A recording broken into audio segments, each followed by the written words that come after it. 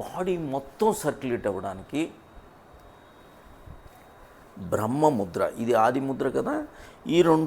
ఇది ఒక సర్క్యూట్ అయితే, రెండో సర్క్యూటు ఈ నకిల్స్ దగ్గర ఇలా జాయిన్ చేసేటప్పటికి మనం ఇలా పెట్టేటప్పుడు వెంటనే ప్రాణ సంచలన మన శరీరం మొత్తం కూడా ప్రవహిస్తుంది. ఇప్పుడు చూడండి, ఇలా పెట్టారు. వెంటనే నేను ఇప్పుడు దీంట్లో కొద్దిగా బంధాలు కూడా వేసుకుంటాను.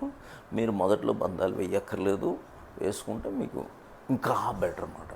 అంటే ఇప్పుడు చూడండి, ఇలా